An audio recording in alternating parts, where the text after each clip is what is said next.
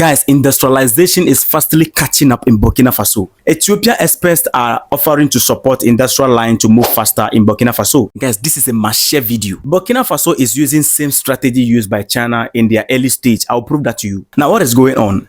On October 29, 2024, Burkina Faso's President Captain Ibrahim Traoré welcomed a delegation from one of the biggest engineering industry in Ethiopia. It is called Bejaiethio Industry and Engineering Solution. Now, Bejaiethio Industry and Engineering Solution is an Ethiopia company which focuses on industrial development and engineering. The company specializes in machine manufacturing, technology training, and providing engineering solutions. Now, the aim of the meeting in Burkina Faso was on advancing technical training and industrial development for young people in Burkina Faso. The company explaining their visit to Burkina Faso, this is what they said: "We are here to share our expertise so that Burkinabe youth can produce the tools necessary for industry and agriculture." When we talk about the tools, we are talking about the machines needed. So if this actually happens, it simply means that Burkina Faso is not going to import machine from China or wherever. They are going to build it themselves.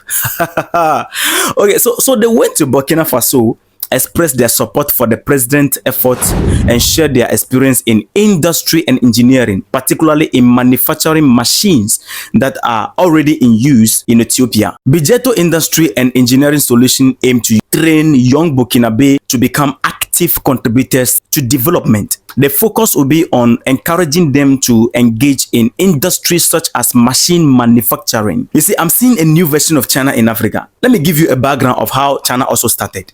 Just like Burkina Faso today, China was the reflection of poverty some years ago. But what really changed? Before China became technologically independent to the level of creating things on their own without depending or collaborating with anyone, China collaborated extensively with experts and companies from other nations. In China's early stages of development, especially from the 1970s through the early 2000s, China was relying on foreign technology transfer and joint ventures to build their industrial and technological base, as we see today. Their key contributors include partnership with countries like the United States, Japan, and several European unions. And this collaboration provides critical knowledge, machinery, and investment in areas like manufacturing, telecommunications, and infrastructure.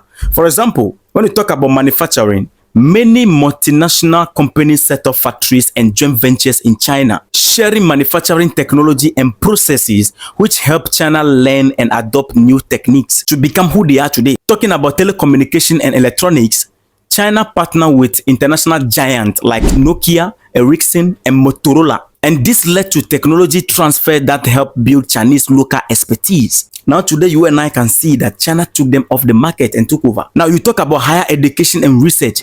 China sent thousands of students and professionals abroad to study science and technology, particularly in the United States and Europe. They went there, gained knowledge that later they brought back home and build on it. When we are talking about aerospace and defense, for those who don't know, aerospace is simply talking about aircraft manufacturing, system used in aviation, spacecraft, and satellite design. So China collaborated with Russia for aerospace and defense technology, and this helped them lay the groundwork for their own aerospace industry today. Then over time, China leveraged on these collaborations to build its own knowledge base, and this has actually helped China to now emerge as a global leader in fields like telecommunication, AI, and green energy, as we are seeing today. And you can see Burkina Faso is on the same path because they are also in the same collaborative strategy. Because at the end of the day, regardless of who you are, everybody needs somebody. The youth in Burkina Faso are about to engage in building and manufacturing engines and more. Long live Africa. This is the best news so far.